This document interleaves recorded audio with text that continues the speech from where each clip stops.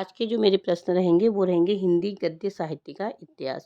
अभी तक पेपरों में जो भी प्रश्न पूछे गए हैं, जैसे यूपी टीजीटी में पूछा गया है, यूपी पीजीटी में पूछा गया है, डीएसएसएसबी में पूछा गया है, तो उन क्वेश्चनों को मैं, जो काफ़ी इम्पोर्टेंट है, उनको मैं आज आप लोगों को शेयर करूंगी। आप लोग इनको ध्यान से पढ़ेंगे। तो जैसे एक प्रश्न है, भाषा योग वशिष्ठ का रचना काल है 1730, 1741, 1750 और 1761। ये पूछा गया है यूपी टीजीटी 2021 में पूछा गया है। तो इसका सही आंसर है 1741 यानी 1741 ईस्वी में। तो देखिए, भाषा योग वशिष्ठ का रचनाकाल 1741 ईस्वी है। यह गद्य ग्रंथ परिमार्जित खड़ी बोली में रामप्रसाद निरंजनी द्वारा लिखा गया। तो एक प्रश्न आपका यहाँ से बन जाता है कि भाषा योग वशिष्ठ किसके द्वारा लिखा गया है? रामप्रसाद निरंजनी के द्वारा लिखा गया है।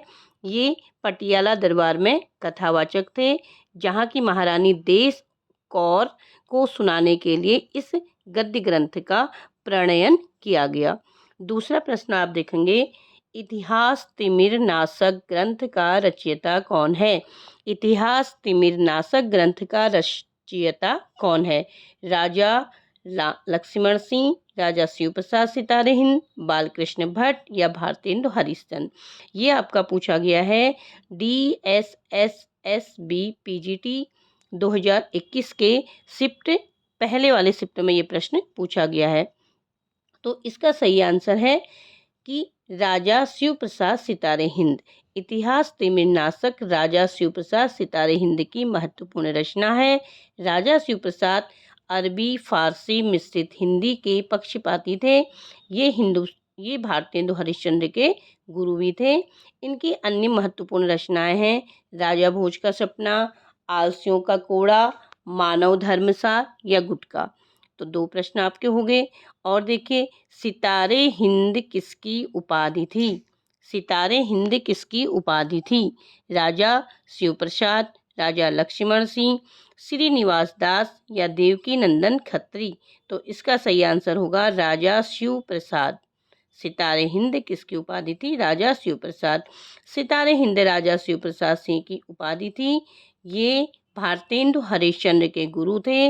राजा शिव प्रसाद सिंह की महत्वपूर्ण रचनाएं निम्नलिखित हैं: राजा भोज का सपना, इतिहास तिमिर नाशक, वामा मनोरंजक तथा विद्याकुर आदि।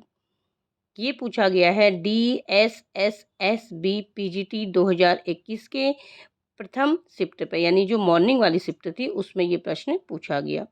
देखिए, ईसा अल्लाह खां द्वारा लिखित कौन सी पुस्तक लिखी गई है? ईसा अल्लाह खां द्वारा कौन सी पुस्तक लिखी गई है? श्री कृष्ण चरित, प्रेम सागर, नहुस, रानी केतकी की कहानी।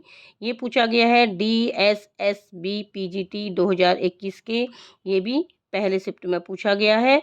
इसके ऑप्शन देखिए, श्री कृष्ण चरित, नहुस, प्रेम सागर, रानी केतकी की कहानी। तो इसका सही आंसर रहेगा रानी केतकी की कहानी। इसका जो रचना का समय है सन 1798 से 1803 के मध्य में मानी जाती है। इसे उदयभान चरित नाम से भी जाना जाता है। यह हिंदी की पहली मौलिक लिखित गद्य कथा है। प्रेम सागर लल्लू लाल की रचना है, जबकि नहुस क्या है? मैथिली शरण गुप्त की है। जो प्रेम सागर है वो लल्लू लाल की है और नहुस मैथिली शरण गुप्त की रचना है।